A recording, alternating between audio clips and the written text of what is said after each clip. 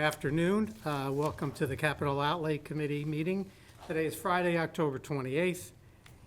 We're meeting here at Town Hall, and let us introduce ourselves. Mark? Mark Kelleher, representative from the Finance Committee. I'm Rich Larius from the Town Administrators. Martha Donovan, Select Board. Ann Tucker, Planning Committee. And today, new business, we're going to be addressing three departments, and that will be Channel 18, the Fire Department, and the Harbors. So let us start, and we're going to start with Channel 18 because they're operating this program, and let them take the lead. Jamie, if you'll introduce yourself. Jamie Goodwin, the Channel 18 station manager. Do you have any questions? I think my capital requests are kind of small. They're just kind of like a revolving thing to replace pre-existing equipment. Okay, do you have a list of them, or is there? I don't know why they weren't listed in there, but I think the first one is at 2025. Okay. Is $47,863. Okay, you have copies of it? It's not on the spreadsheet. It's not on the spreadsheet, yeah. It is right on the top. It's on this. It's on, Oh, it's not the on very, this very one. Oh, no, top. the first one's 4,000, yeah, it's all in one line, it should be separate lines. Yeah. Oh, got it, sorry. got the report. 4-3, yeah, we got Okay, that. we're with you now. So the first one, 4,387, that should be titled Field Production Equipment. Okay. You may see those cameras at annual town meetings, special town meeting. They also go to the summer concert series, they go to the parades, those go around town. We have 3 cameras that we use. They need to be replaced every 5-6 years, so Got it. we're at the tail end of that. That'll buy us 3 cameras, 4,387. Okay, The next one is 47,863, and that's just a meeting room replacement. So similar to this room, we have the small hearing room next door. We have a room over at the community center. So whichever one is due for replacement equipment, computers only last 4 years. Production computers are very expensive, so we just have to keep replacing the equipment before it fails. The 2026 comes out to 24,897, and that is upgrading a server. So all of our programs go back to the head end of the community center. That server houses every single clip that we take. So whether it be this meeting, the stuff that we film for community events in the community center, so those servers have to be upgraded because they run 24/7, 365. They do not shut down, so they wear out very quickly. Jamie, that's Channel 18's server, not to do with IT. Nope, we are independent of IT. We do our own networking. We maintain all of our own servers. Okay, 2027, that's another meeting room, and that's at 45,000. So that is a little bit lower than the previous meeting room on 2025 because I think that that's planning to do the smaller hearing room, which has less equipment in it. It's not unlike this room here. And then the last one is 2028, and that is the production studio camera / lighting. So at our studio in the community center, we have cameras and lighting in there that the cameras have just been upgraded, but that is for lighting in the future. Trying to make everyone look their best. Jamie, you spoke briefly in your introduction about a revolving fund. It's not a revolving fund, it's called the cable fund, Okay, and that funds public education and government. and that revenue comes from, Cable subscriber fees for people that live in the town of Harwich. okay, directly from the cable company to you? Directly to the cable company to the town of Harwich. How much is And then we distribute it, we get 4.5% from Comcast subscriber fees. And then we distribute 1.5% to the public access station, which is on Shad Hole, and they do channel 98 and 99. And then the school comes before us for appropriations at town meeting for their equipment to maintain channel 22. Has the revenue gone down? It's gone up, It's gone up. which is very surprising. So when we had It's that. gone up because the fees on the cable side have gone up? It hasn't gone up because of fees, it's gone up because it's by subscriber. So because of the mass influx of people moving to the Cape during COVID, it's gone up significantly. We used to be around 8,000 cable subscribers, and now we're up around 11,000. Just Harwich. Just Harwich. It's 11 out of 12, 13. That's a lot of people watching TV and paying into this fund. And internet, yeah. We also get capital money that we have to spend per our 10-year contract with Comcast. So every year in November 15th, we get $41,000, and we have to spend that. And if we don't spend that and we get audited by Comcast, they'll say that we are not spending our funds appropriately, and that could be detrimental to our next contract negotiation, which isn't until 2031. Okay, any questions? And what is your account balance? Do you know what that is right now? I don't know the exact number, but I know it's over $1 million. Okay. Is there a set amount or procedure? Is there an emergency? If there's an emergency situation that all town, the population has to know about? Would you broadcast that, and is that of this fund? So we do have an emergency protocol for the station. And when we are alerted by whomever our emergency management director is, we go into an emergency mode where we only broadcast emergency information, which we do that on Channel 18 during snowstorms. So it'll say, if your lights are out, call this number. If you're experiencing this problem, call this number. And then any pertinent information to the people in the town of Harwich. Additionally, my department maintains the reverse 911 with some other departments in town. And we send out e-alerts to your email, your phone, and text messages. No, everything is funded from Comcast, right? There's no town funds involved. Correct. Ladies, Nothing. thank you, that was Thank you. simple, I hope it didn't hurt. Much easier than last time. Mr. Powers, would you like to join us, or are you okay back there? I'm fine where I am for now. Then just relax. Appreciate the offer. The siesta looks good. Okay, we're gonna go with,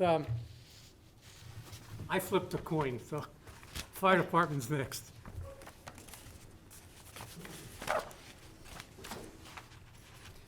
And if you gentlemen would introduce yourselves to the audience? I'm David Blank, I'm the fire chief. Craig Thornton, I'm the deputy fire chief. Gentlemen, we have 4 requests from you. We'll go over those, please. Certainly. And let me start, you guys do a great job. Thank you. I want to thank you. Appreciate it.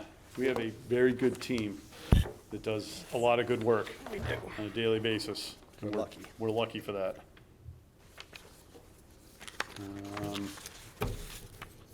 So FY '24 Yeah.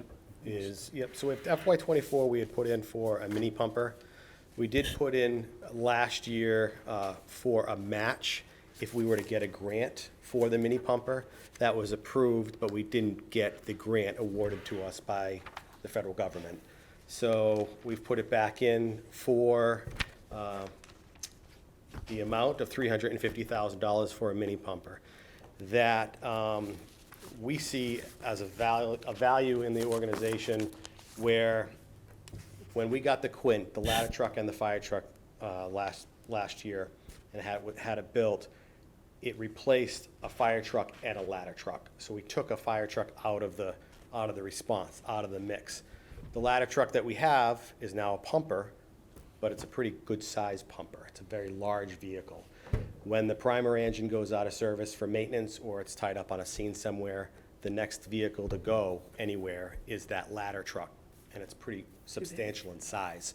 So we had an opportunity to look at something that Chatham has, which is called a mini pumper. It's a very smaller version of a fire truck, doesn't have as much capabilities storage-wise, pump water, but it would be beneficial when the engine is out of service for a period of time, and we would run a smaller vehicle to smoke alarms, CO alarms, motor vehicle accidents, things that we would not normally put a very large ladder truck on the road for. And some of our streets are very, very tight, as we all know. So that's why that's in here now. It's in here for $350,000. That was one of the quotes that I had received. It's been very fluid with supply chains, to say it lightly. And we're gonna have a conversation about that in FY '28 here in a couple seconds. But prices have gone, they've gone way, way up for supply chains, for equipment, and lead times to actually have these vehicles built, so. The other part of this was, we had, you may recall in the funny papers that Chief Clark and I took an old military truck and turned it into a forestry unit. Part of the grant program was to replace that forestry and our existing forestry, neither of which was ever designed to be a fire truck. One's a pickup truck with a skid unit on the back, and the forestry was a military truck with a skid, which is a tank and pump combined, slides on the truck, you can move it from vehicle to vehicle. So the other purpose behind the mini pumper was to replace both of those non-purpose built trucks with a truck that was designed to be a fire truck. So it kind of killing two birds with one stone with that. We ended up, the military truck is gone. It went to Town of Marion, was looking for it. It was federal government surplus, so we gave it back to the Department of Conservation and Recreation for the state, who manages that, and they gave it to Town of Marion to use. And then the other forestry we still have, there's nothing wrong with it. It's a good vehicle, but this would be a truck designed to be a fire truck versus a truck that we turned into one. So that was kind of the other, purpose behind this. I think that's all I have. Is that 28? Is that the 750? So we'll take a little out of order, and this information came off, like hot off the presses. I found out last night, talking with the manufacturer we deal with for fire trucks. So in 28, we have an engine, regular engine, not with a ladder, just plain nuts and bolts. We bought the last one for $525,000. The estimate right now is upwards of $900,000 for a regular engine and a 3.5-year build time. So we're actually, part of what this discussion will be, and obviously, but is the possibility of moving that in the plan a year sooner, because 3.5 years is, and there's no indication on the manufacturer's aspect that timeframe's gonna go down.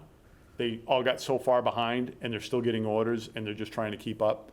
So I talked to another fire chief in Falmouth, and he said that they're getting a quote of 34 to 36 months for a pumper that they're about to order. So we're definitely facing some challenges there with trying to replace these vehicles in a timely manner. Remember, we ordered an ambulance last October. We still haven't seen the ambulance. The chassis didn't come in until August. Wow. So we're definitely gonna, and the ripple effect of that is, especially like with the ambulances, is we end up keeping the other ambulances longer, higher mileage, more breakdowns, more mechanical issues.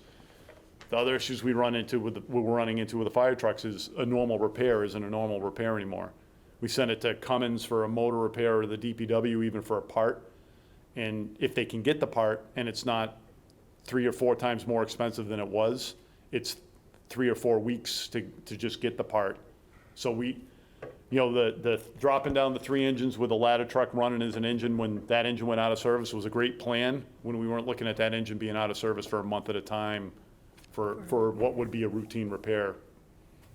How's the used fire, The used fire truck market is a disaster, is it really? is a disaster. And combined with you don't know what you're getting. We've just faced this, we just sold the old ladder truck to Quincy. The value of them, because they're not, the standard changes every 3 years. So once you get a fire truck that's no longer compliant with the standard, its value drops off the face of the, plus it's a New England fire truck, so it's rusty, it's old, there's just a bunch of issues that went with that. But even buying, there are used fire trucks out there that may be an option to look at. The problem with the used fire truck market is you have to strike while the iron's hot. So we would have to appropriate an unknown quantity of money to buy a truck that might become available for sale sometime after the money was approved. So that's the. Does GSA have any? I mean, is that an option? So we buy off Houston Galveston, which is a bid, but they don't have any. You're talking GSA schedule, I'm talking GSA itself as the Like, seller. Liz the seller. They may. It's hit or miss. There's a couple other like Gov Deals and a couple other ones out there, but it's hit or miss of what's going to be out there and when they're going to be available. So we could, it's, in essence, we could get money that we then would, If you were gonna go A, B, C, D, how would you rate your current fleet? our current fleet right now, I would say that, we're probably A across the board. Everything's in really good shape. Where the engine that we're looking to replace in '28 was purchased in 2012. It's in good condition. It's been in frontline service for a long time. With the 4-engine model, by now it would have been kicked. Just a little bit of history, not to take too much time, but when we bought and you may remember, we bought that urban interface, the 4-wheel drive fire truck, the international chassis that's at Station 2. We altered the vehicle replacement fleet just a little bit to do that. That truck isn't used every single day. It can be a frontline engine, but it really was designed for when we have a lot of snow or a flood or something like that. It gives us that increased capability. So because we altered, it should have replaced one of our regular fire trucks and we didn't. Then when we did the new plan with the Quint, we kind of put ourselves in a little bit of position where we're gonna end up being long in tooth on a fire truck that should have been already kicked down to reserve status. So that's, Can you just help for me, because I'm Sure. new to this? How many fire trucks do we have, and how many in each location? sure. So we have 3 engines. So, and then we have 1 ladder truck. So there's an engine and a ladder. Currently, right now, we have 4 engines. There's 2 engines and a ladder at headquarters on Sisson Road, and there's 2 engines at Station 2. Okay, So the Quint will replace the ladder and one of the engines at headquarters. okay. So we're reducing the fleet That's the size one by, in 24. that's the one actually we already bought it. We bought it Oh. last year, 2 Okay. years ago. It should be in service in another month. Okay, So that'll reduce the fleet by 1 vehicle, which was the plan, and gets rid of both an engine and the ladder that are currently there. So then we have 2 engines that we would call Class A pumpers. They have ladders on the side, like ground ladders that you use like if you're painting your house. They have 500 gallons of water on them and hose. The urban interface is a little bit smaller pump, doesn't flow as much water, and it doesn't have any ground ladder. It has a ground ladder on it, but it's not really effective. It's only 20 feet. Their standard is usually 24. So it's not what we would call a Class A pumper. That's a category of, it's not a Class A pumper. So it can be used, but it comes up a little bit short. okay. So it's, certainly a viable truck and a good truck, and it has a specific purpose. We just don't always, we would prefer not to run it first due if we didn't have to. Okay. And are you saying the 750,000 in 28 is now gonna be in 27 and it's gonna be 900,000? Is that what you're thinking? That's what we would like to do. Okay, I'm hoping the 900,000 comes down. The indication that I got is it won't. yeah. I would love to think the 3.5 years would get shorter. The indication, when I pushed, and this gentleman runs the factory, I pushed him on the 3.5 years. I'm like, that can't stay that way forever. And he goes, we have no indication that it's ever gonna get shorter.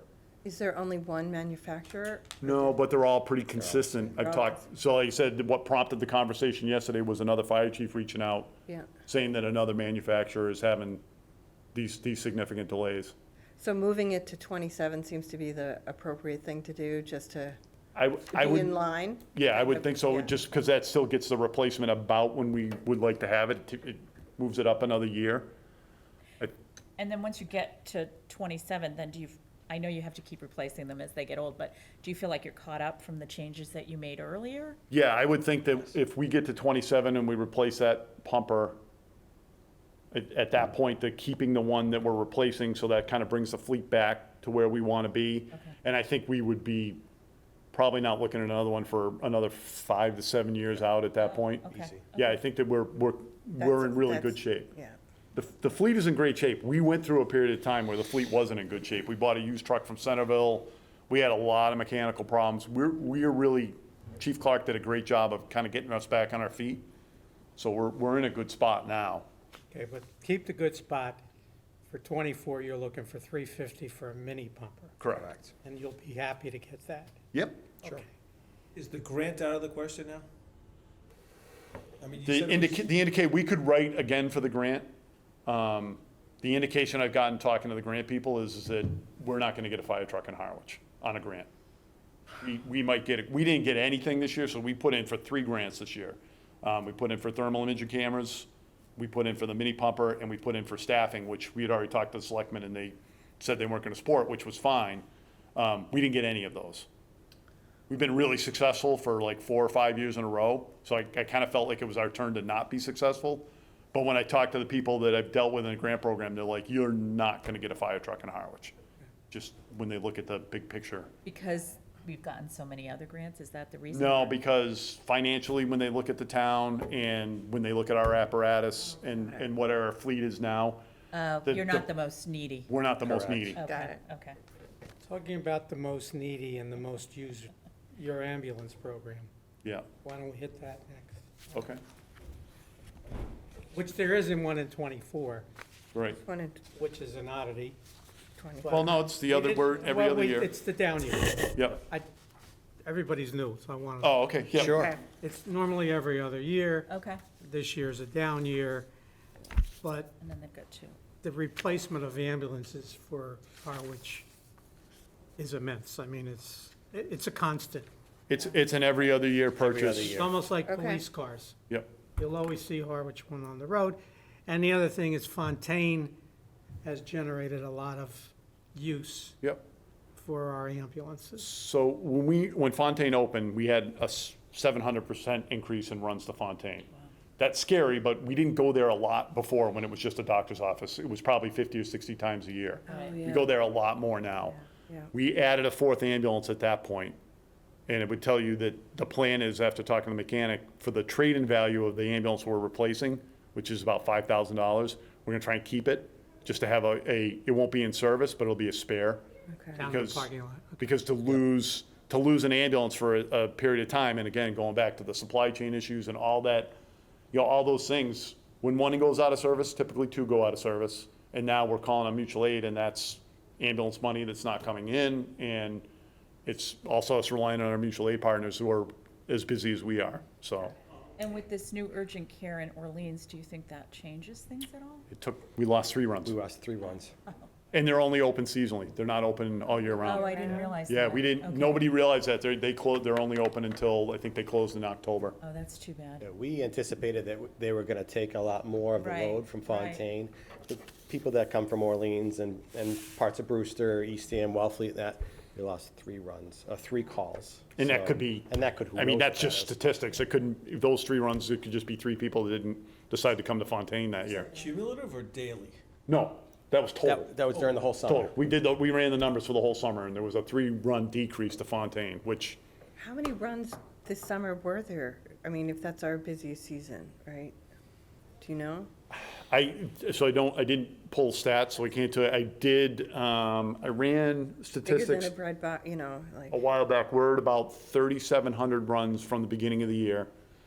We typically do between almost about 4,800 runs in a year. So that's on target. We were about 100 runs ahead of last year Got when it. I ran it. okay. I just did it last week, but I can't give you a breakdown fire to No, that's EMS. okay. And That's it's not like you're going 5 miles, you're going a half an hour each way. easily, yeah. Yeah, Yeah. an ambulance calls, yeah, it's 20 minutes up, 20 minutes back. We lose that crew for, an hour and a half, almost 2 hours. Yep. It's a You're lot. still buying the same, you can change the box, or the box is yours? So the problem with that theory, Yep, and, that used to be the theory, well, we talked about that. We talked about when we got them to the point where they're all the same. right? The problem with that theory is you lose that ambulance for 6 months or 8 months while they take Retrofit. the box off and put it on the new chassis. So it's not really a good plan. And the other problem with that is they basically rebuild the entire truck, wiring, everything else. So the cost difference, when we talk to the dealer, the cost difference between rechassing an existing box and putting a new, just buying a whole new ambulance is pretty low when you look at the amount of work. So we have not done that. Got it. And it's not a plan that I'm, at this point, in favor of pursuing, because we'd lose the truck for so long. Do we seek out assistance with these private ambulances? Do they No, sir. come to us? Do we use them at all? No, we don't use a private When ambulance. do they come in? I mean, who? They do interfacility transports from Oh. the hospital home Spalding. or, Yeah. exactly, they do Somebody's got a PT interfacility. appointment or something, they'll take Sure. them, kidney So dialysis. there's and no, the- I'm sorry. no mutual aid when it comes to that, unless there was a large-scale incident, Got it.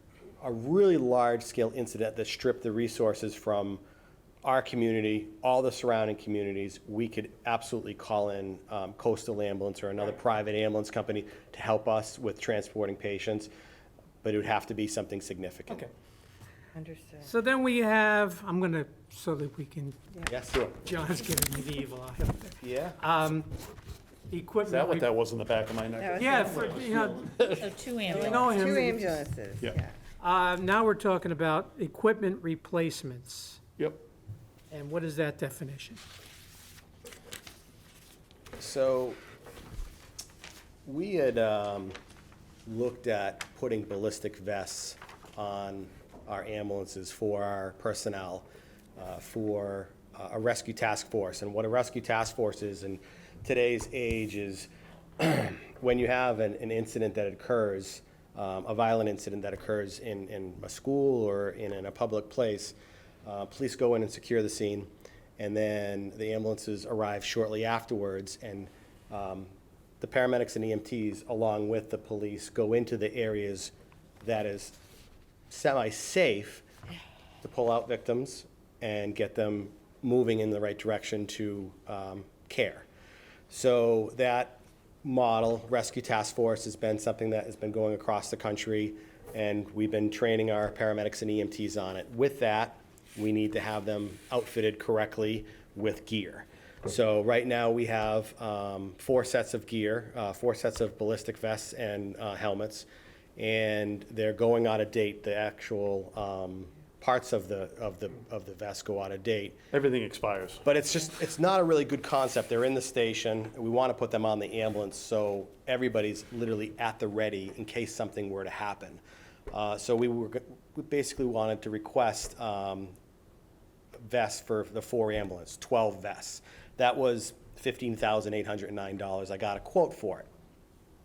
So then a grant opportunity came up, and we wrote a grant, and there's pretty much It was a high priority. High that was- priority. Ballistic gear was a high priority program on the grant. so we're going to get that grant, and we're going to be able to pay for that. Okay, are you working jointly with the police department? Because I know they came in with the exact same, So we actually work together with the vendors, Okay. me and the Deputy Considine, regarding the equipment that we should be purchasing. Okay. And that. so that- whatever the split's going to be, you guys handle that and, Yes, so that's, This is separate from, Paid for. this is separate from their stuff. okay, yeah, but it's the same stuff? Same stuff. is. Okay. Yep. And your grant has been approved?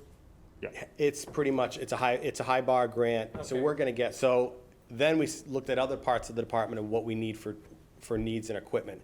And our dive team, their gear is well over 10 years old, and we need to start looking at replacing some of this gear. We have a very robust dive team in Harwich that's supported through a regional dive efforts with multiple members on different towns around us, but we need to start looking at replacing that equipment, and it's expensive. And we can only do so much through our current budget, so we're looking at, maybe we can look ahead with this almost $16,000 that we asked for ballistic gear, and put that towards some of the dive gear, and then next year come back for the remainder of the dive gear money, because it's about $36,000 to replace all of our team's gear.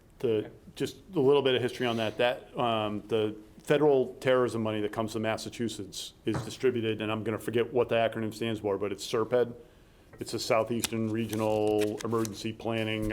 It's a group that's made up police and fire and state, and they distribute the money. All that dive gear was purchased originally 10 years ago through SERPED, and it needs to be replaced, and SERPED isn't a well we can go back to anymore. They were happy to do it one time. It's also what built our tech rescue team. They go in the holes and the caves and the ropes, and they do all that. That's where we got all that equipment, but it's not, we can't go back to them again and ask for more dive equipment. And if we're gonna have a dive team, the fire department, we need to support that as a budget priority within the department. So shouldn't we add another $16,000 in '25 if that's, instead of coming back, shouldn't it just be in the budget? That's not a bad idea. Sure. Our budget, our budget shows us Right. 15,000. 15, Right. add the net, Yeah. yeah. How does the dive team work with you guys? Like, I've seen a couple of recent incidences, the Barnstable County dive team comes in. So how does that work? So our guys are part of the Barnstable County dive team. So if there's not a dive incident in Harwich we can go to alone and handle, we will request the Barnstable County dive team, and we'll get divers from Bourne to P-Town. Every department, well, not every department. Some departments have people on it, some don't. Hyannis and Centerville also manage their own dive team. They have enough staff to do that. We actually are to a point now where, once we get people trained, we would be able to do a small incident in Harwich without calling for extra help. Vehicle in the water that they just need help getting it out or something. But if there's a life safety issue, we need divers, backup divers, the whole 9 yards, and we're gonna get the county team. So we support that, it supports us. It's, John, we had an unfortunate incident to use it at the harbor this summer, but Yeah. it works out very well, and that's, So are your fire persons also the dive people? Like, so certain people are, yeah, we have They're all Trained. eight or 10, We have eight, 11. 11 that Oh, are, that wow. are Okay. either in training or are fully trained. Okay. Yeah. And there's steps they're full divers, and then there are steps to get to that point. Right. They start off as tenders, and then they work their way through a whole bunch of different courses. Okay. So if there's a dive incident in like Brewster, they call for a regional team, and it goes across the county, and the regional divers just basically head towards the location. They stage, and then they get a plan. So it's a regional effort. So you've finished for 24. What's the 70? so Joe, can you just Yeah. can you just add that 16K and 25 for the equipment The second replacements? piece. It'll come from the fire department. Oh, Yeah, we'll do a form when we get back. you'll Yep. resubmit it, Mhm. okay, Please. Okay. thank you. Under vehicles for 25, you've got 70. Is that 2 SUVs? One, that's one, that's one. That's barely one. It may not even be a whole one, we may not get it with tires. There- The Jeep Premier, or is the, Yeah. No, this is just a regular old Yeah. F-150 pickup. We F-150 couldn't even XL. buy the Expedition, we couldn't even afford them. The price came in Yeah. so high this year. So that's for one vehicle, to replace one of the older vehicles that is used. And we ordered those in May, and we're still not even close to having, one of them was at the dealership, and we still don't have it because they can't get all the pieces for it. And the other one, they canceled our order and kicked it out to a 23, so we your won't see old ones that. go back to the town? Our old ones usually stay in our fleet. The old ones are going to the junkyard because they have rot and mechanical issues. But yeah, we'll give them to Kyle, he can evaluate them. Recycle, whatever. If they either recycle or replace. Okay, we'll address that next year. It'll probably be like 75 or 80 by that time. Yeah, hopefully not. Anybody from the committee have any more questions for these gentlemen? No, If there are any updates, what we ask is that you run them through the proper channels. Yep. And if there's anything that, what we're gonna do is we'll meet with all the departments, and then we have a period of time to look over what the requests are, and, Yep. Yay, nay kind of Understood. stuff. Yeah. And if we have any questions, we'll ask you to come back, and certainly did a great job. We appreciate it. Thank you. Thanks for your time. Appreciate it. thank you. Stay well and be safe. Yeah.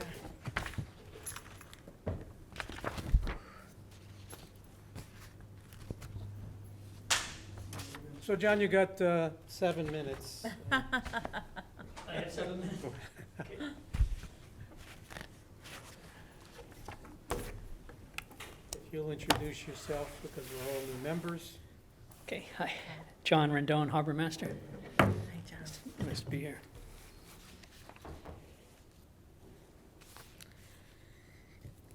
Okay, so we're looking at the spread. Do you have the spreadsheet, John? I have my spreadsheet that I submitted This to Joe? Town Administrator. I don't Okay, we're have, going to start with Allen Harbor Jetty.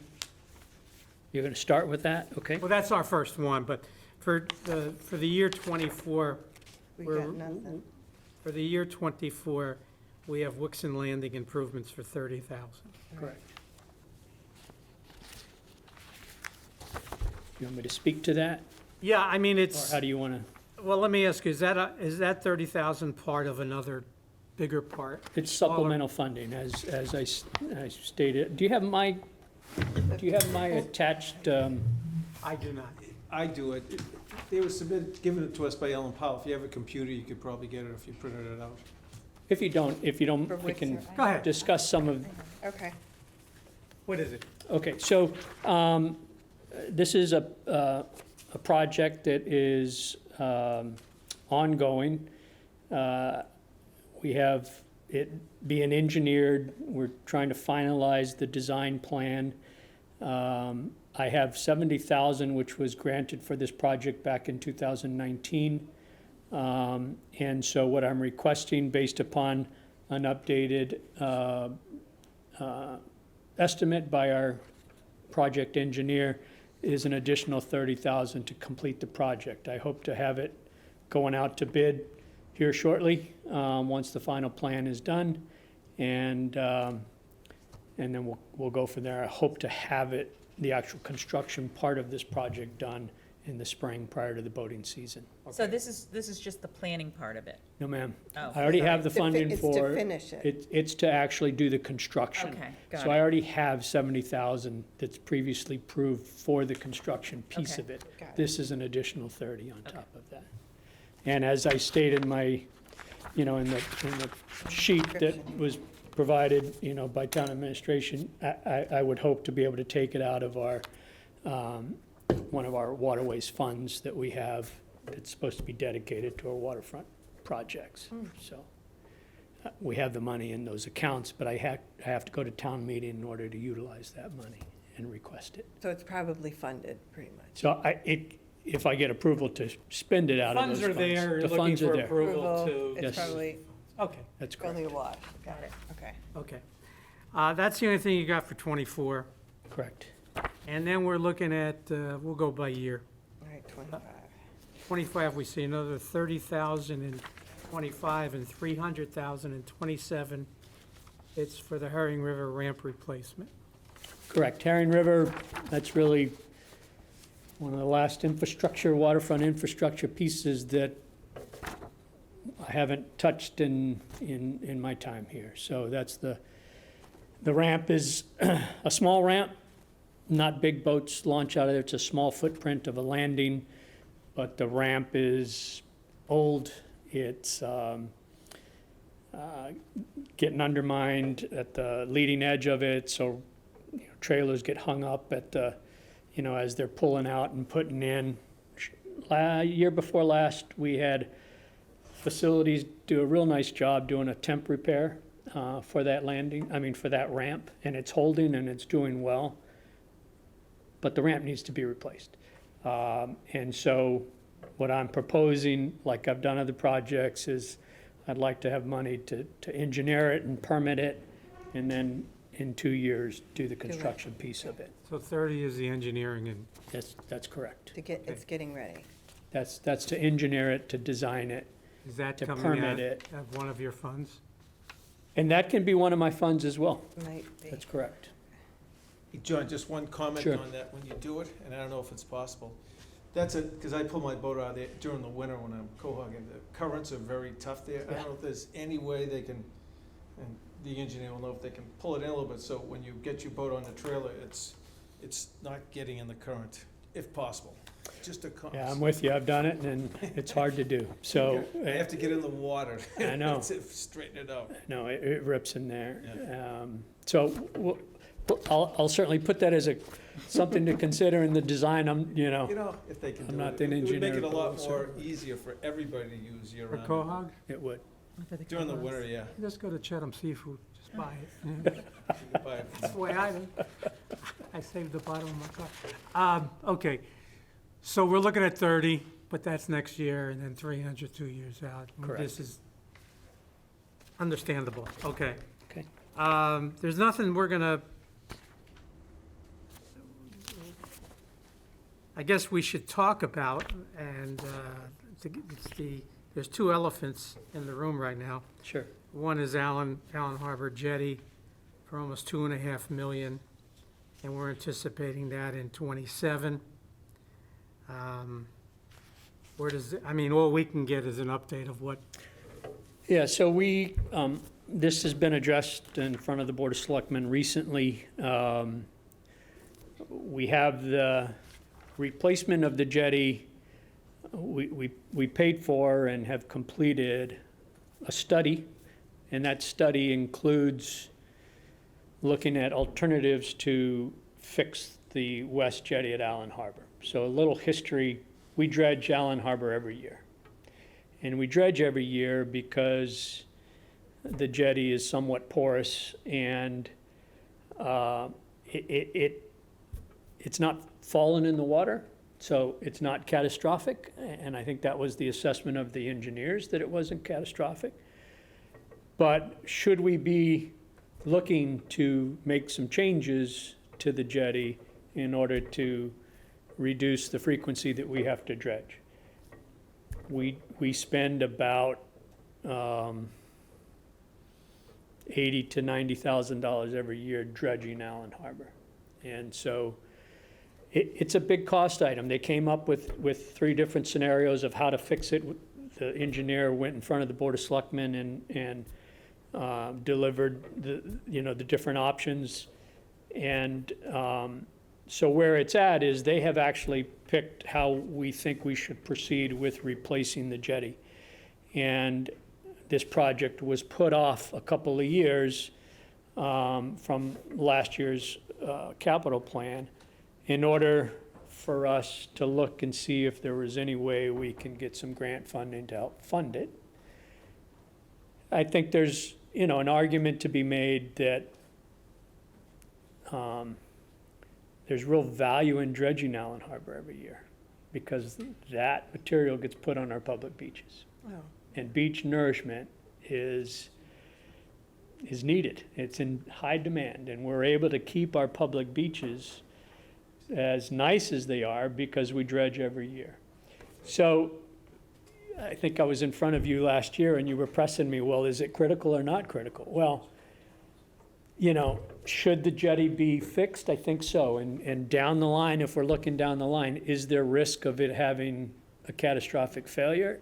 I think there's that risk, but. And what if, just help me understand, if Sure. there's a catastrophic Well, say it failure, goes in. then the sand just comes in and you have no harbor kind of a thing? Correct, Pretty it much. shuts the harbor down, Okay. correct. And you've got bad beaches. And you have, Bad beaches, beaches. you're Okay. changing the sand. So it's the Okay. yin and the yang, right. okay? So if it cost $80,000 to $90,000 a year to dredge, and you're not dredging anymore, or you're not dredging as much, what does it cost to buy sand to put on the beach? Because that's what you'd have to do, right? Yeah, I mean, and it's, it's gonna be, man, I wish I'd have brought my assessment, because I did an assessment for the board. Actually, I may have it. I would hold you to it, just. Yeah, Then we would. Can I just say one thing? I brought this up in the selectmen's meeting with John. About 60 to 80% of that harbor is private use between the marina Yeah, what's and the, the Allen Harbor Yacht Club. And I thought that there should be some cost sharing, since it's primarily a private place. Now, the chairman of the board chairman didn't agree with that, but he thought it may be, some of the other selectmen may be interested to see if those entities were sounded out and see if they'd possibly do that. So it's early in the process, but that's, so 60 to 70% is not available for the public? it's controlled by either the Allen Harbor Marina or the Yacht Club. Okay, and so So- what percentage of, how many boats, what's the universe? Is that 100 boats or? I'm sorry, Mark, I was Okay, looking, go ahead. and I heard some of what you said, but Yeah, if I understand the question, how many? Public-private? It's a shared harbor, right? We have our public landing, our public ramp, we have some of our public docks, town docks that are located in Allen Harbor, and then we have 2 private entities, which is the Yacht Club, which has about 50 slips or so, and then the marina that's got another 70 or so. And then we have a large number of moorings that are public moorings. We have a mooring field in Allen Harbor that are town moorings. So it's a shared harbor. I mean, Mark. But it's shared in the 60, 70, so it's 30% perhaps is the public piece? Is Well, that- I mean, you gotta account for all the moorings that we have in there. Oh, and We then you have- add the We moorings. have another, 60 moorings or so in there, so. And what's the weight? What's the wait for a mooring? Yeah. The wait is 8 to 10 years. So to answer your question, Yeah, I about how I had done that search, and it's about $40 a cubic yard it would be to purchase sand. So right now, we pay the county about $10 a cubic yard to dredge and put sand on our beaches. It'd be a huge number. And that's just to put sand on, right? I mean, that's just to purchase the sand. We'd probably have to either put it on ourselves or hire somebody to. But you can't have a catastrophic failure either. No, you can't. And that's why I think down the line, we probably need to look at it. And it's, I have it projected for 2027. And I'm gonna do the best I can to go out there and search for grant money to try to help offset the costs. I have already looked at 2 different grant opportunities that I haven't gotten positive feedback from. There's not a lot that addresses jetties, believe it or not, you know. Does that reduce, if you get a new jetty, does it mean you don't dredge? Well, it means you reduce the amount you have to dredge. Just reduce? We'll still be dredging at some point because the tip of the jetty only goes out so far and that sand migrates. Predominant wind and waves go from the And we're dredging, southwest. and we're dredging Saquatucket now probably every year too? No, not every year, every 2 to 3 years depending. So that's the other opportunity to dredge? It is, But that's included in sort of what you're right. putting on the beaches? Every You know, two- sometimes when I dredge multiple harbors, Allen Harbor and Saquatucket and Witchmere, sometimes it just aligns that I need to do 2 or 3 of those. Okay, Then I have the opportunity a lot of times to have surplus sand, and what I do is I go out to bid and we sell that sand, and that really helps with our dredge program, so. John, from a geographic standpoint and property, who owns the harbor? Well, I think, it's a great question. I think the water is owned by the state, right? I mean, those are state waters. The infrastructure, it's not a federal, like Saquatucket is a federal channel. So if you were to ask me who owns Saquatucket Harbor, it's a federal channel.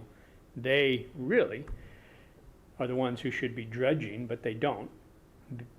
Because compare us to places like New Bedford or some of the bigger harbors, I mean, that's where the Corps is spending their money. So, you know, who owns the jetties? I get that question all the time from homeowners who have these groins that are right in front of their property and they're falling in disarray. And, you know, they ask, is the town responsible? And I say, no, the town's not responsible. Well, who is? And I'm not sure I've gotten a real clear answer on who owns the jetties and who owns the groins and who, because the Corps put those in. but who owns the harbor? Well, again, it's a town resource. It's a town harbor, but the water is state-owned. That's state waters. But is it a town harbor if 60 to 70% of it is? Absolutely. We're the Okay. town of Harwich, and it's one of our 3 harbors. Okay, my question is the 60 to 70% that's private. Yeah. It doesn't feel as much of a town harbor when you do that. Well, I mean, they're within the Allen Harbor, but their structure is privately owned. Their docks, they've Okay. received permits through Army Corps, through the state, in order to have docks within the harbor. But But they own them, they are they- operating and using the majority of the harbor. They are absolutely private operating basis. within our harbor. But the private part of Allen Harbor is greater than the public part. How do you measure that? By the number of boats or by the infrastructure? Probably a combination. I mean, I don't know how to answer that question. All I ask is the question to find out who has the liability, should you not, and you get to a Right, you point don't have a where, jetty. I think it's gonna be us. are there lawsuits Yeah. anticipated towards the town? Right. You know, where's the line? And if it's cloudy, it's fine. I mean, it's been operating that, Yeah, I'm long not time. inventing the wheel here. Right. I mean, it's pre-existing. All my concern is, you know, just like fixing up your place, where's the liability of the town versus some of it as a private, I'm not a boater, so I can't. I mean, don't every know boat terms. in the town of Harwich who utilizes our waterways pays a waterway user fee. Okay, All right, and we assess that, it's gone through legal, Yeah. we're authorized to do that because that's some of the money that makes up these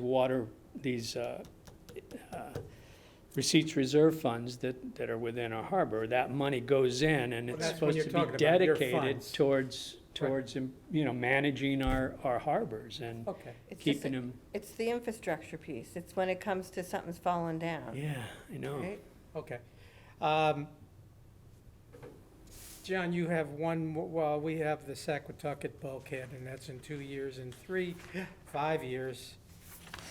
Fortunately, I won't be around by then, but $10 million Stop it. almost, and Yeah, so, We miss that. I mean, So when we did, in 2018, when we did our project to replace the docks and dredge the harbor and redo, well, there's two different projects. One was the water side and one was the land side. I'll focus on the water side. One of the things that we did was to have the engineers assess our bulkhead as part of that project. Can And you so, just tell me what a bulkhead is? Sorry. yes, ma'am, that's okay. So, if you drive the front road of our harbor, Yeah, it's the wall okay, Right. okay. that separates the road from the water, right? Okay. That's what we consider the bulkhead. And there's a lot of bulkhead, as you know. I mean, we're Right. talking that north bulkhead along the road and then the other bulkhead that goes Look out, to the right? east, yeah. Yeah. And so we had the bulkhead assessed, and the engineers and the contractors inspected it. We did some work to replace some of the gussets that hold a plate that supports the bulkhead. We have batter piles that come up from the water that support the bulkhead, and there's these plates that had rusted that we replaced, about 20 of them or so.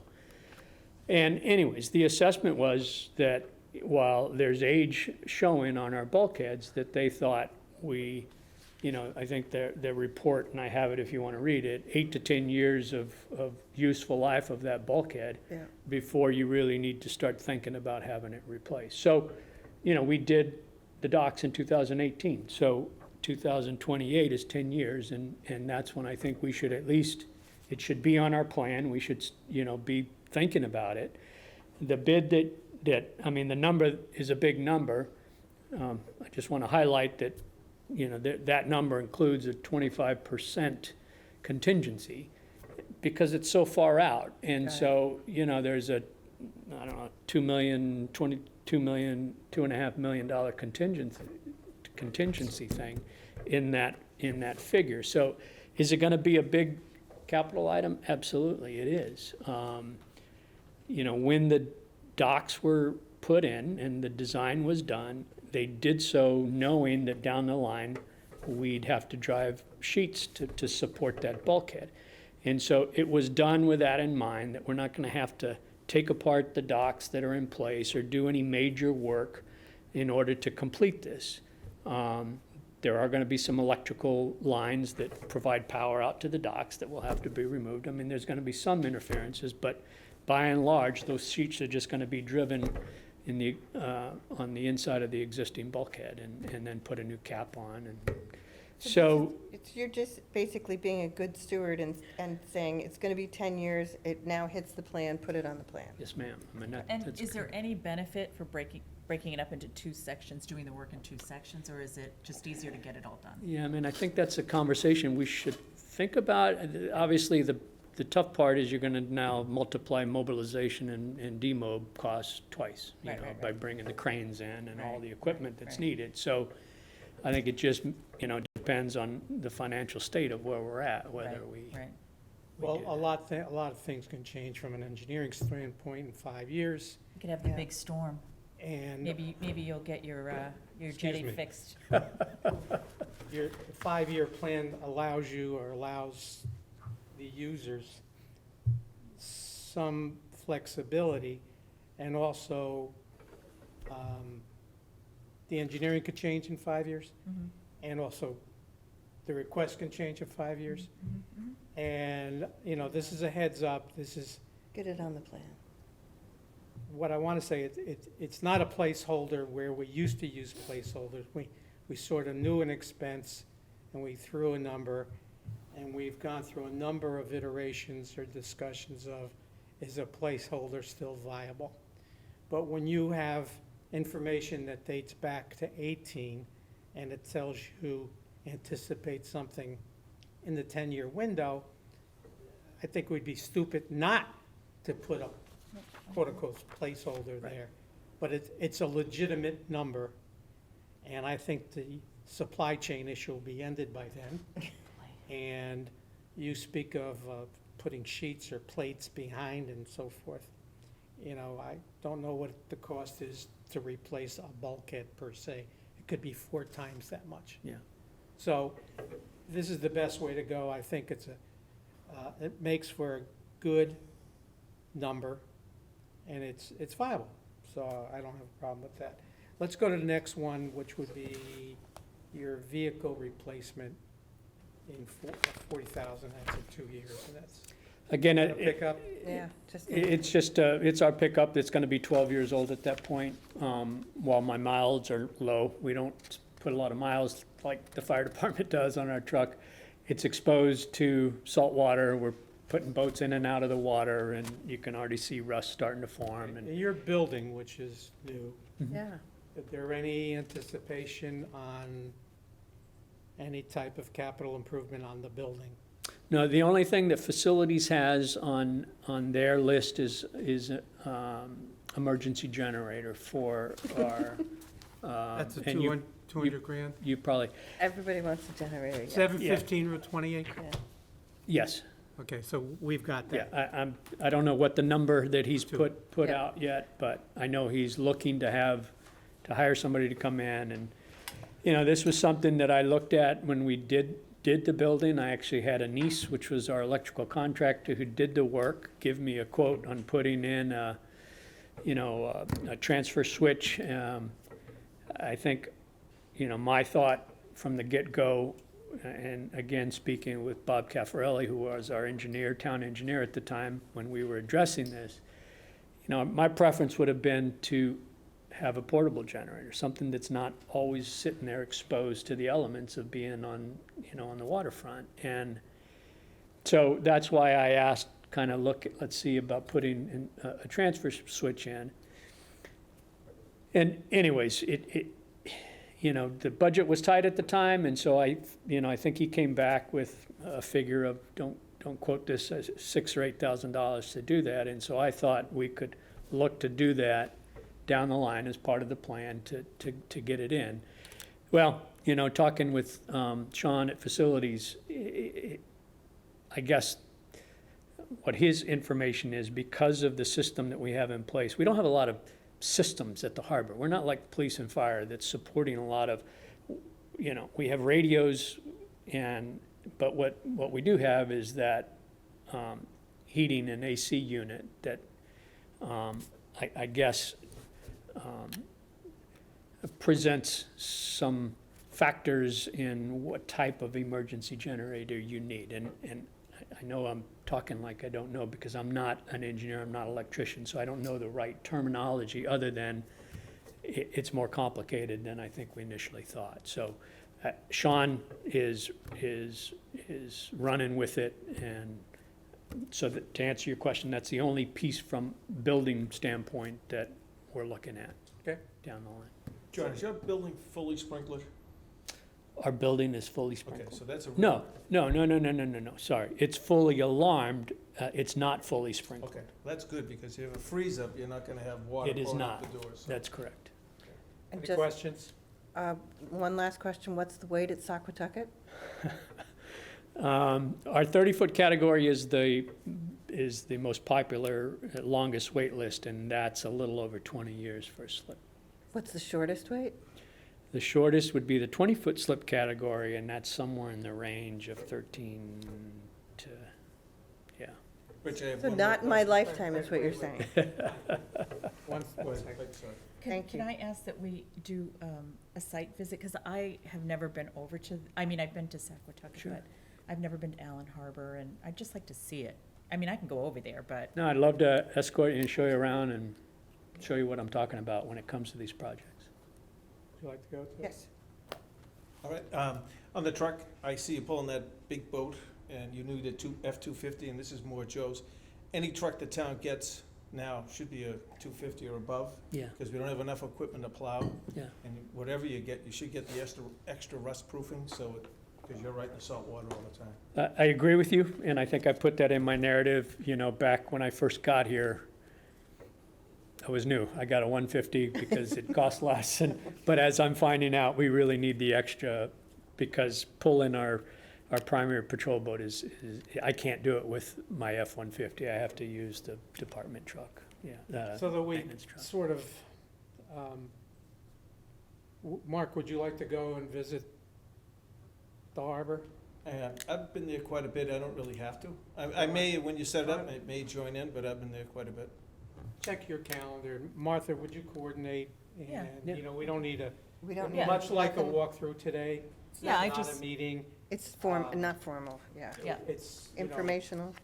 it's informational, you know, just jump in one car, and if we can set an hour maybe, Absolutely. you know, and just explain this is what this is, and It helps to visualize it, and then you can answer questions when And it people might ask you help better. answer your question why there's a 30-year list for you to put Are your you vote. thinking like within a week's time frame? It's up You to want to do them. it maybe sometime next week, or are you thinking down the line? Next week would be okay? Yeah, I just have to look at my calendar. Let Okay. them check and they'll Okay. John, coordinate. can you just write your cell phone number down for me and I'll call you? Yeah. Thank you. Martha, Thank put you me for on your the work on this. Yeah. list, so I could choose to go. Thank you for your work on this. Yes, ma'am, thank you. You're welcome. Thanks, John. Thanks, We Mark. went last again.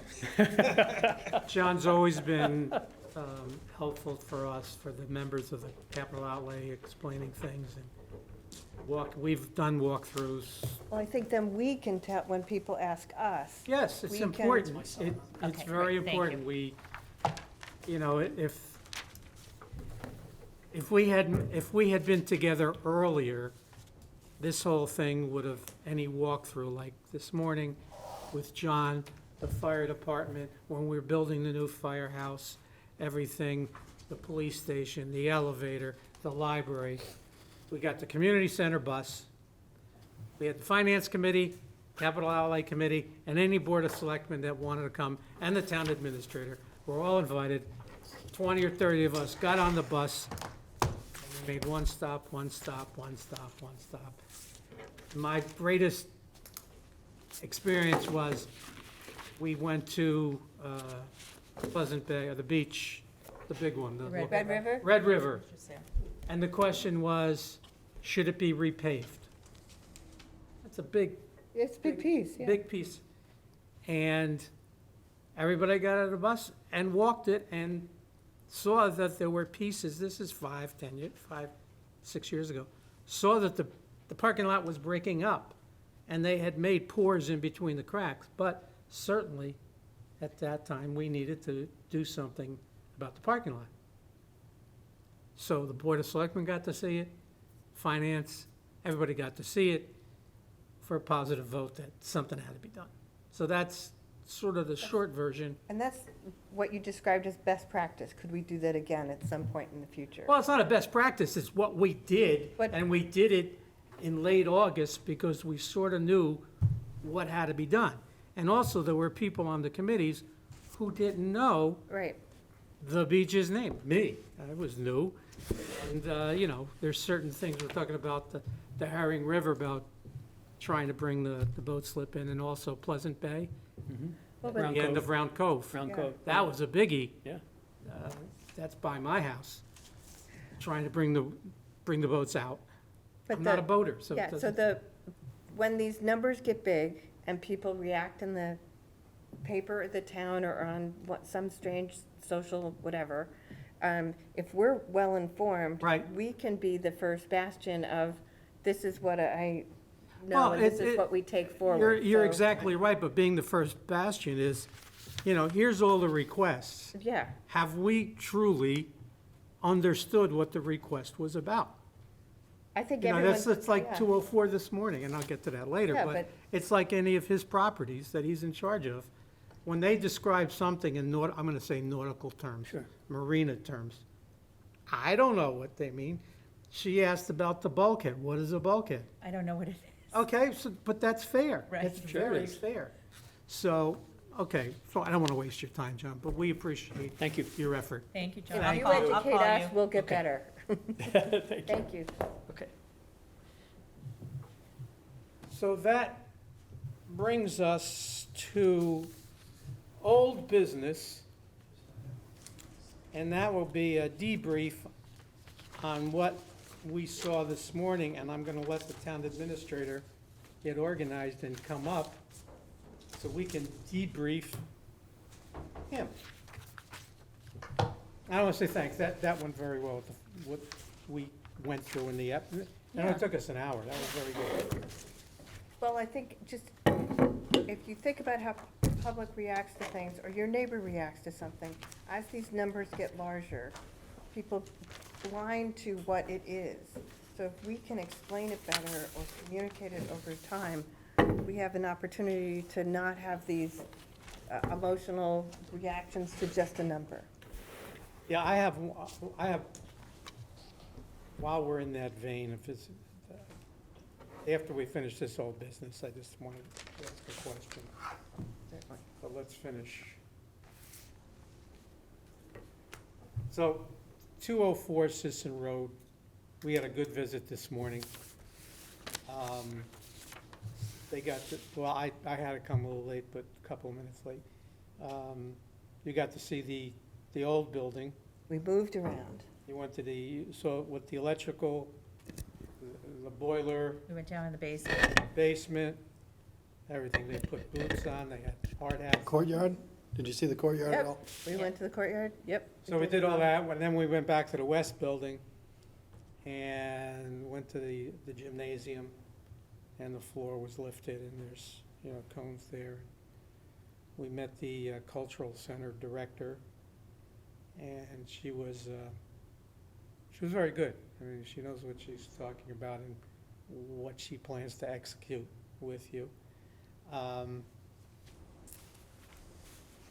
I explained that it is still a municipal building. It is called 204 Sisson Road. And I know that there's a bit of understanding that there should be a business plan for that building. And my pay grade, best way to put it, says if you do a business plan on that building, then you have to do there should be a business plan on every other municipal building to see if it's viable to maintain its title as a municipal building. She seems optimistic that it's a viable asset to the town Yes. as a Yep. municipal building with other activities in it. Yes. Okay. So that's what we saw this morning. So if I could ask, first of all, congratulations and thank you on that. And I'm gratified to hear about the next site visit. We've got a lot of sites, and certainly as you've all talked about your role, that's a very good thing to do. Is get out and about as I've tried to do. Excuse me. I'm hoping when you had your site visit that you heard from the Director of Cultural Affairs, so Kara Mooney, the Facilities and Maintenance Manager, Sean Levy, Yes. and was our rec director there as well? Maybe Yes. that's it. All right, good. So the reason why I bring up those three is I have tasked the three of them to develop on the programming side, Kara and Eric, projected revenue, and on the expense side for Sean, projected expenses. So to your comment about the business plan, I can tell you specifically that the board in turn had directed me to do a revenue and expense statement. So that's the way I'm going to refer to that going forward. And I'm not sure if they told you, but they were encouraged to mention that on Monday, November 21st, I am presenting that revenue and expense statement to the Board of Selectmen. And that's first tied to give the board the first look at the numbers, and also tied to follow up with meetings that you folks have, and then the joint meeting, of course, that we're still on track for on December 5th. And so I'll continue to meet with my team this week and next week, and expect to have something to share with the Board of Selectmen before the end of next week. So I'll be able to talk more fully about that once the board gets that. But that is the game plan. Got it. Is that revenue and expense for 204 Cicero? Correct, specifically for that, Anything else? no, specifically for that building, for at least 2 program uses, cultural affairs and recreation. Okay. What about the rest of the school building? That seems to be the big question is, leave as is, get the building envelope type, or to look at an occupancy that may include administrative offices where you'd have to have, I think the big question is, full year-round use, air conditioning. Will that be covered? Because I think basically, from my viewpoint, we need to get direction from the board. What's their ultimate plan for that building? Is it to exist as it is, in which case what Sean has put forward will suffice? If it's to expand upon the use of the building, then we get into some real money, and that's where we have to have a discussion. That's just my take on it. So if I could, I think my response would be, so the directive of the board was revenue and expenses related to the property. And I'm saying property because we're also talking, the immediate rear of the building where there are some open spaces and fields. We're contemplating using those for recreation programs. There's a cost associated with that, but there's also a revenue stream associated with that. The board is still operating under their April of 2016 vote to use that property to benefit municipal programs and cultural events. And so we're still operating under that. I remind the board of their vote and remind them of the potential looming deadline of April of 2024. Again, I put out there, I say potential because it's the board's building. They could take that specific question of ongoing use earlier, later, or at that time. So I'm still working with my staff under the assumption that we will continue to use that municipal building as we've used it and as we intend to use it going forward. And that is programmatic for culture and rec. Can I ask a question? Sure.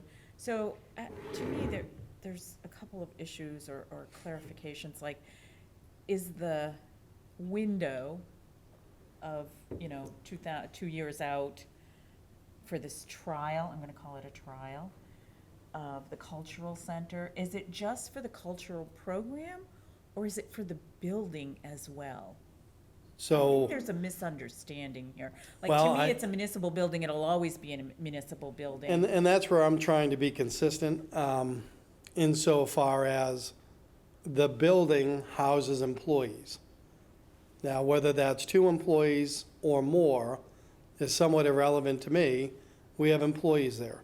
So as an employer, the town, through the board, has a whole raft of regulations that they have to be mindful of. And that gets to the environmental use of the building.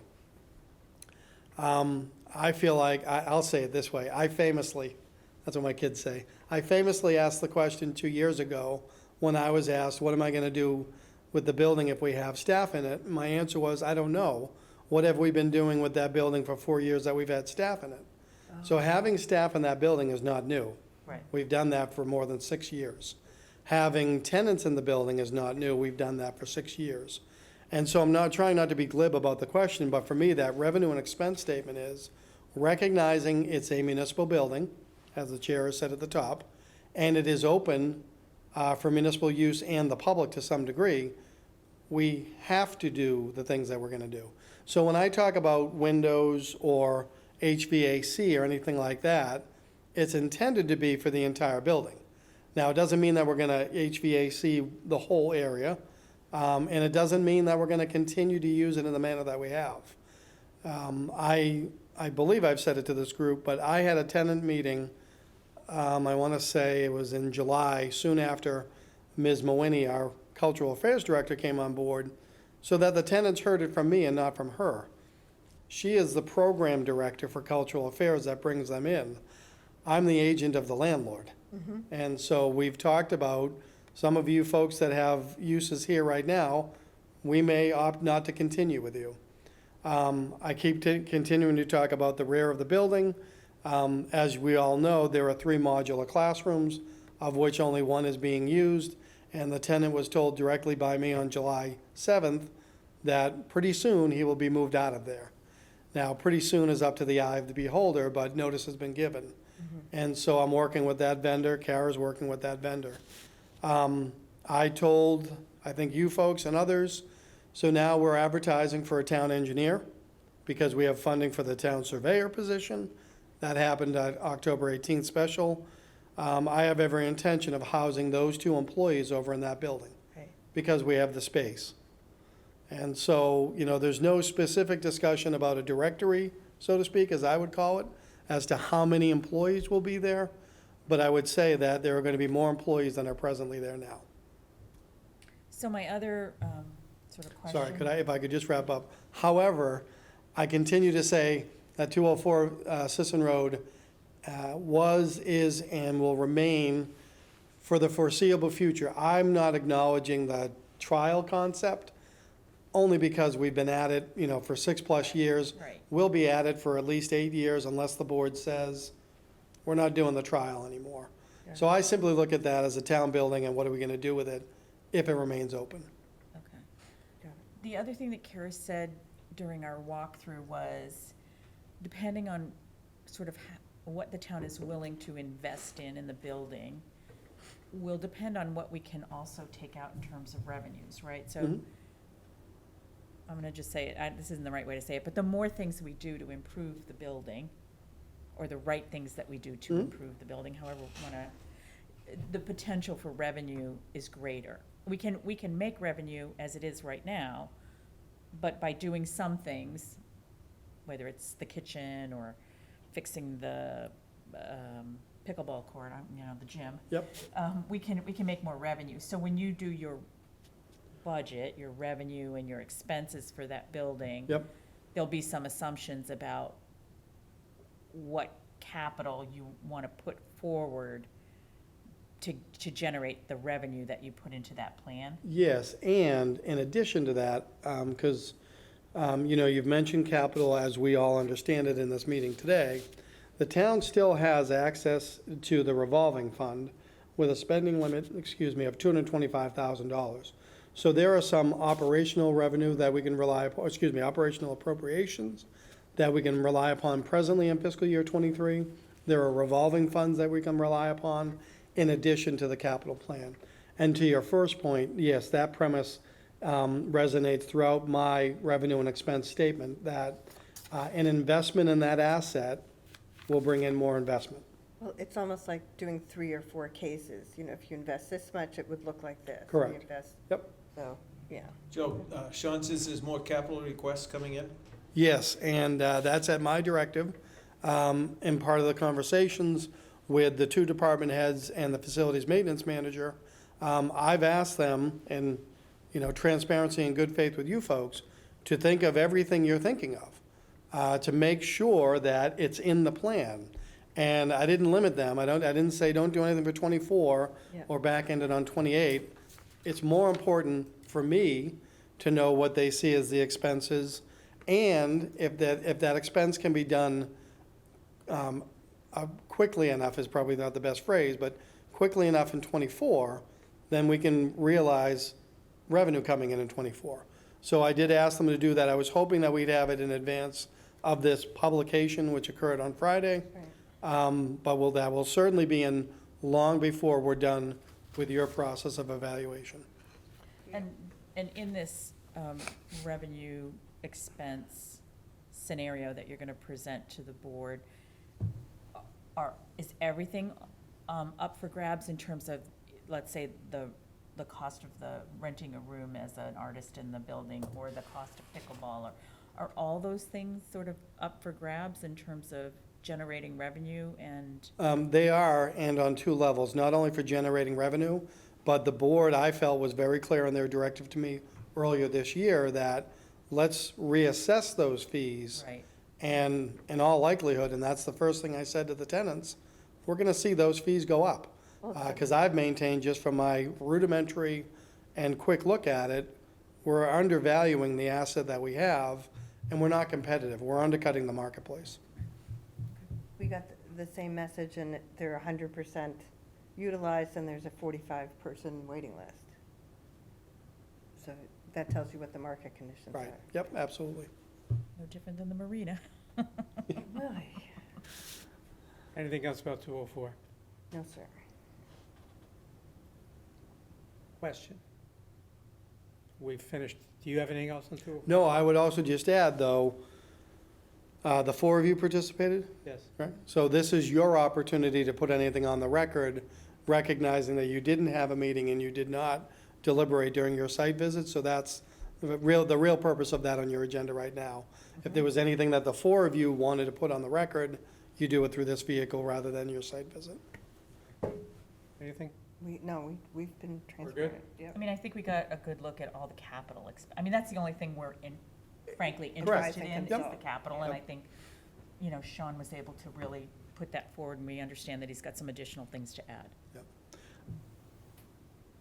I just wanted to add something for the next meeting. Before you do that, I do, so I don't know if anyone mentioned during your site visit, but I had a mandatory staff meeting there this morning. Oh, No, in that upstairs room? No, it was actually in the, Boiler room. no, Boiler room. the West Wing? Is that what I said I was gonna Yeah. call it? Yeah. The gymnasium wing. All All right. Prior to, well, let me step back for a minute, because you'll see some of her handiwork. So we have a new Director of Information Technology, Sarah Eaton. I think she's at your next meeting to talk about the technology reinvest, which I directed her to build. She was present this morning along with Jack Mee, our new building commissioner, along with Kara Mooney.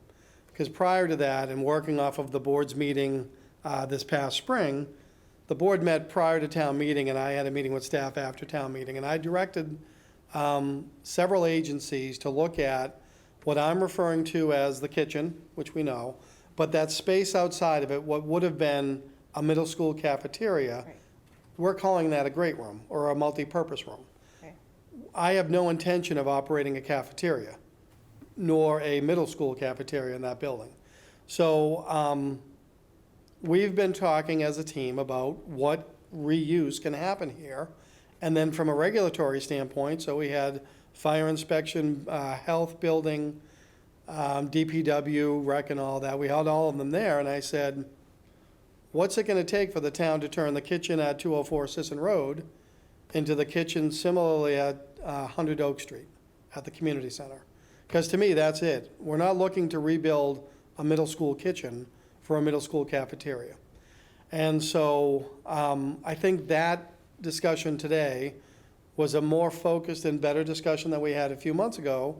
And that doesn't surprise me, because we have key players back in the mix, certainly the Cultural Affairs Director, who has a strong background in repurposing municipal buildings for purposes of culture and revenue, but also having our building commissioner there and our IT director.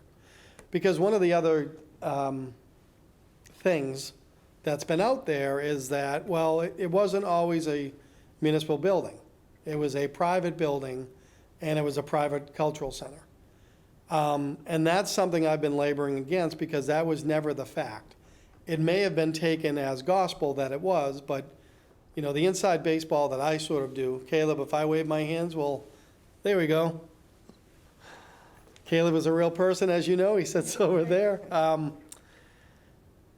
Where was I? Oh, so we talked about the fact that prior administrations had talked about that, there's limited use as to what can happen there. And that couldn't be further from the truth. It is a municipal building. And so the building commissioner this morning confirmed that a municipal building enjoys all of the uses under our zoning table. We, the town, just haven't been operating with that understanding. So, there's years of erroneous information, and I don't want to classify it any other way than it's mistaken, that it is a municipal building and we enjoy the right. Having said that, I've told them, look at that side of the building and mirror it to what we have right down the street. Because we have a multi-purpose room, we have, so two multi-purpose rooms at Sisson Road, and we have a kitchen and a gymnasium, like we do at the community center. And so that discussion was purposeful, to have it again. I just was motivated by your site visit to have it ahead of time. But that's gonna go a long way towards helping us with the revenue and expense statement. Looking at that building as a municipal building and all of the rights that the town has to use it as such. And that's why I asked if you were you out of the courtyard? We didn't go out All right. inside, we, You have to at some point, and only because, it's gonna be, the hill's gonna be changed because it's a liability. But I was out there, back in August, for a regular meeting. I went outside because the weather was beautiful. And I stood at one end and Kara was down the other end. And I said something to her, and it's like the European cathedrals. Oh, You can whisper here. The acoustics are amazing. And so I asked her if she thought that was intentional. She didn't think it was the case. But just something like that, where, you know, that courtyard is just an open space that was an after effect. But with the acoustics being what it is and limited investment, so it's another asset, is really what you're saying. absolutely, Yeah. yep. So my point, Mr. Chairman, thank you for letting me belabor that, was simply that I continue to work with all staff to impact upon the building for any municipal uses, but specifically for those three department heads to help me with the revenue and expenses. And once I get it to the board, I'll be able to bring it back here at greater length and discussion. And I believe, as it times out with your meeting schedule, when you meet on the 21st, which will be ahead of the board meeting, I'll also be able to tell you where we're at with the funding scenarios. And no matter what happens with requests here, the plan for fiscal year '24 is potentially fully funded with two policy questions to be decided by the Board of Selectmen. No, that's great. and that will include the IT, which is going to be added to this, right? Correct. So Yeah. if Is I that the could, only Mr. one that Chairman, has very to be- quickly. Yeah, if you look at this, There is numbers there. this latest iteration Yep. of the capital plan for not only the 5-year, but the budget for '24. I don't want to miss an opportunity to say on camera again, we're looking at just under $75 million in capital expenditures in fiscal year '24.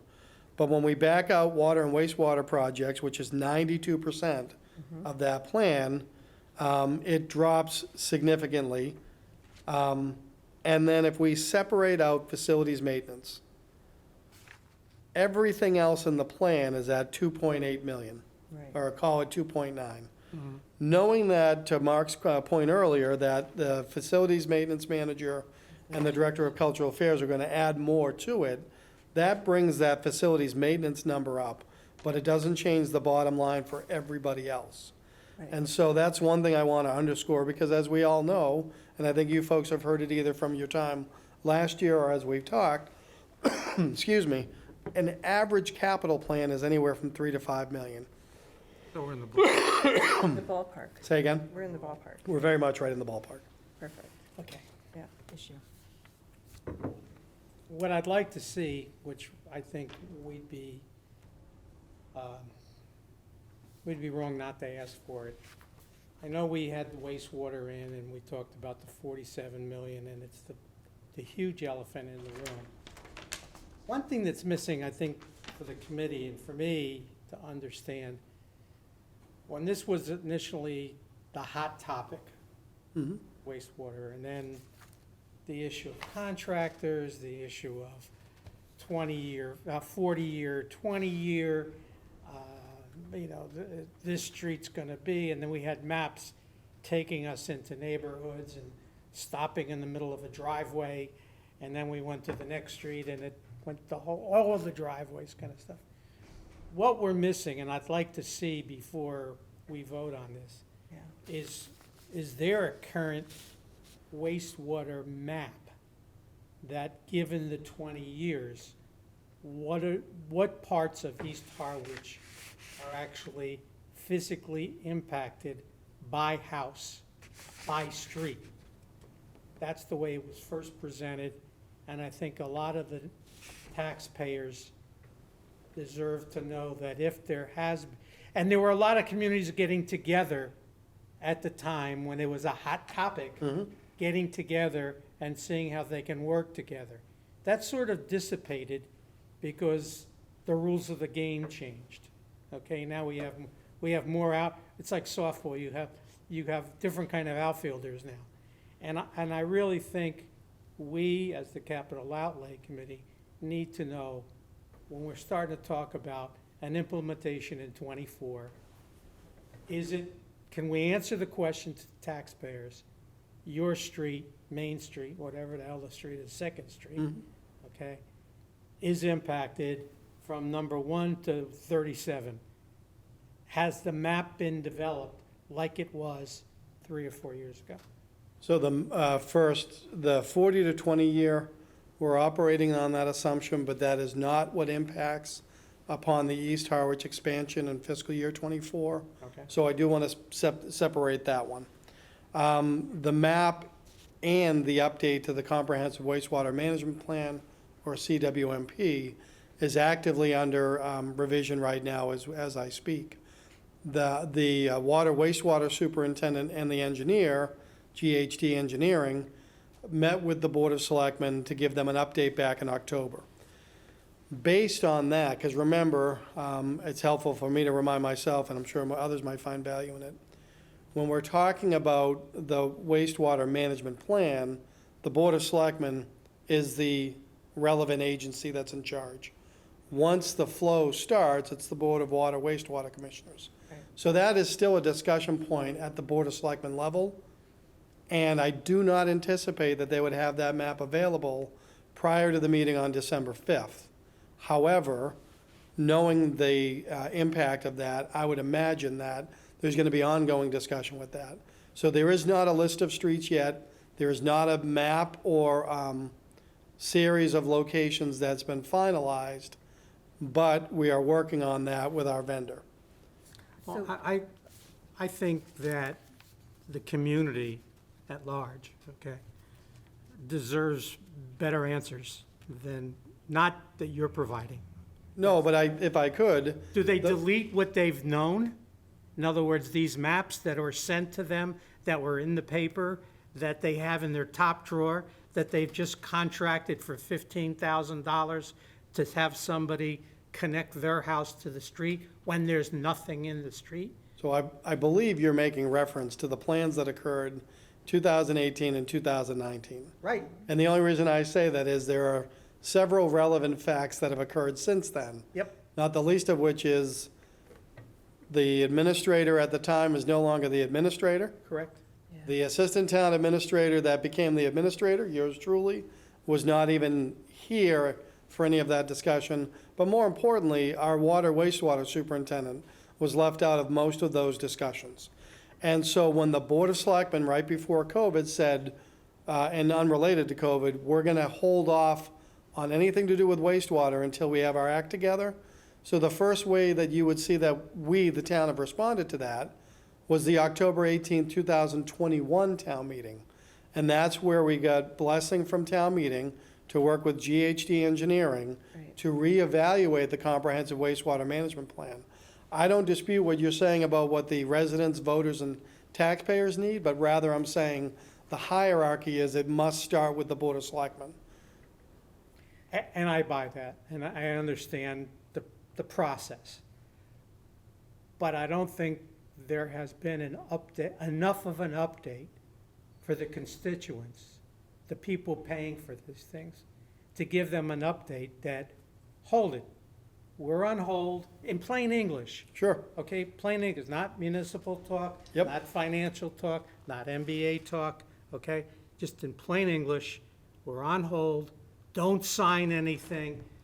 Contractors shouldn't be knocking out your door because we're looking at a redeveloped plan, So or the- whatever the answer is. The water wastewater superintendent has been having those conversations since the fall of '21 with anyone that has reached out and asked.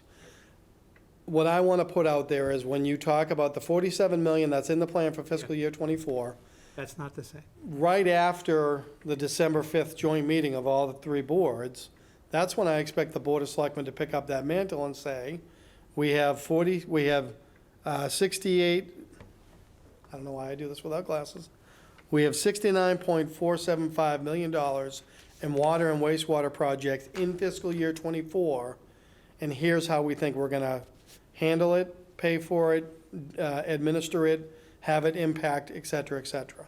So I believe that after December 5th, the board's gonna start talking about community engagements on those very topics.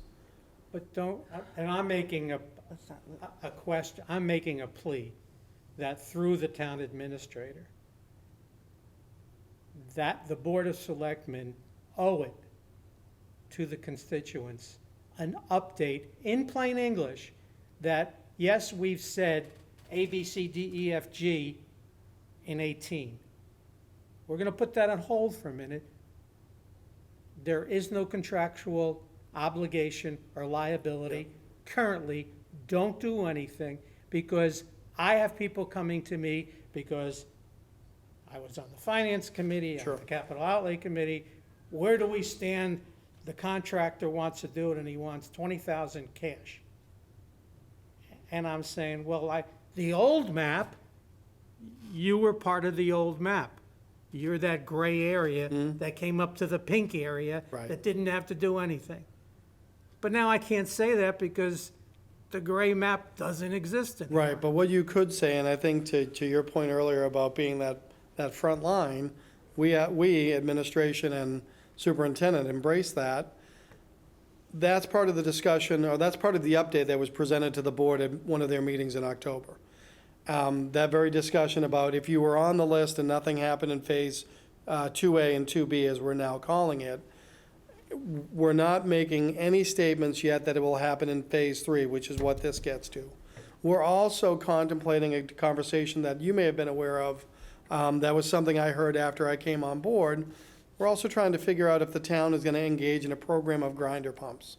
So rather than have certain people do stubs to the sewer and all that, so there's a lot of those discussions that are ongoing. And that's why I say I want people to understand that after the December 5th meeting, when capital in total has been, vetted at a preliminary level, that we're then going to continue on those conversations.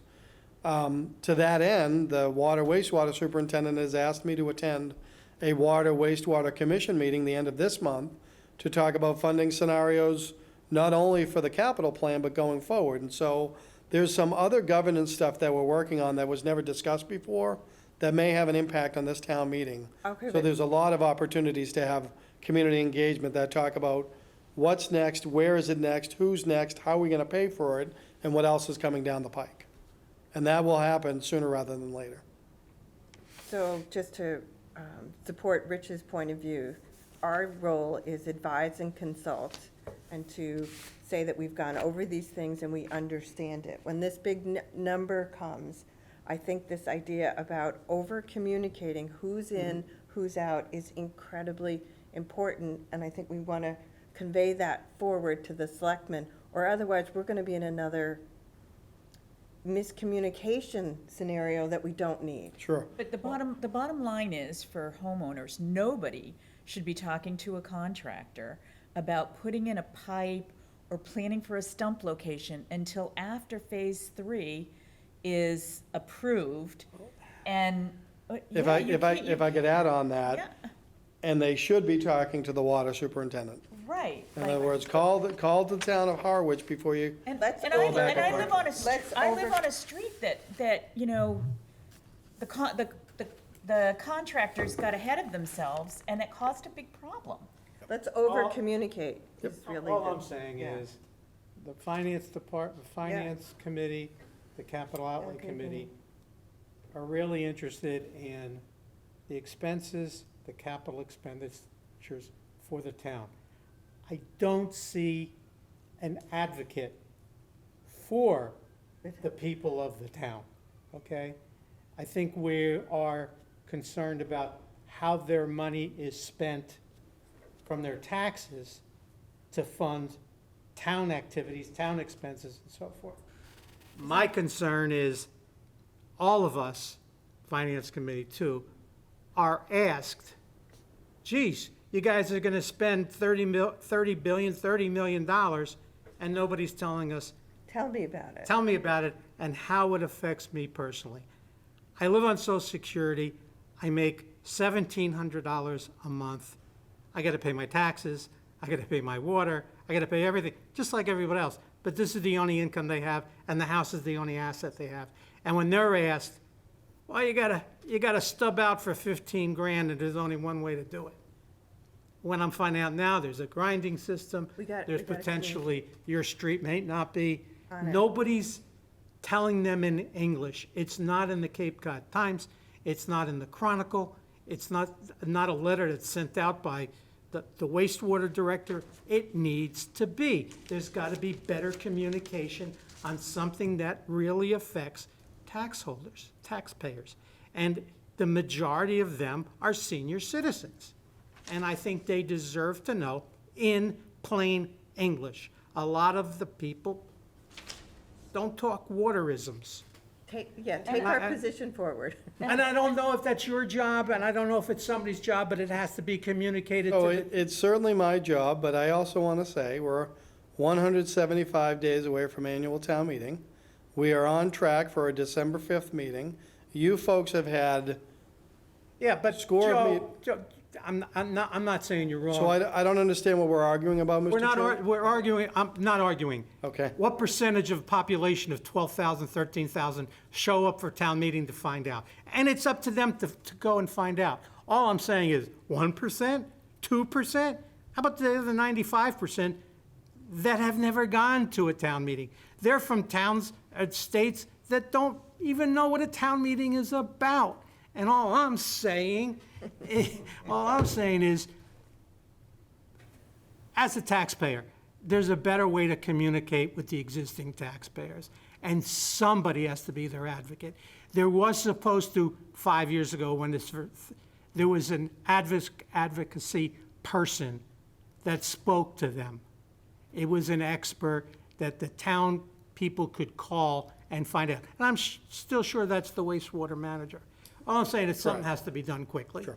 Outreach, I would great just like to say, though, you have to be a little bit careful of putting the cart before the horse. Phase 3 hasn't been finalized I don't yet. care about Phase 3. It's But an, that's gonna tell you who's but gonna get it's an update. sewer. It's an update of where we stand today. That if somebody knocks on their door and says, hey, are you part of that system that's going in? And of course, yeah, I am. Well, then it's gonna cost you 15 grand to do it. When in fact, you didn't have to do it. Just wait. There's a risk to a part of this population from, All I'm saying is I get too many complaints from old neighbors. That's all. And I think they deserve a better answer than me answering them. I would encourage anyone to have them reach out to administration, Okay, certainly the water wastewater superintendent. thank you. They can also go through the health director, only because the three of us have talked about these issues. But if anyone has any questions on the planning or the current flow, the superintendent and I are the people that can help them with that. Would you recommend anybody signing up with a contractor that shows up? Not at all, in no way, shape, or form. Okay, The that's, the town sends out a notice to you when you're eligible to hook up. That's when you go out and get bids from contractors. but that's because we understand it a certain way. That understanding isn't a universal. lot of them were when it happened 3 or 4 Group. years ago, groups were formed by neighborhoods, and they did that because their house was on the colored map. Right. And if they haven't been informed that that map doesn't. Well, they make- did that because there was a meeting where a The contractor. average person, saying, Average. you're talking 13,000 people that didn't show up at the community center. There was a great idea that shouldn't get lost in this through water and wastewater to, a creative idea to do a wastewater podcast. I advocate for something like that as well. Where there's a I central think Joe would be information, great on that, wouldn't central information, he? Joe the play it podcaster. over and over again. So we have a number of community engagement efforts that we're undertaking in Yeah. that regard.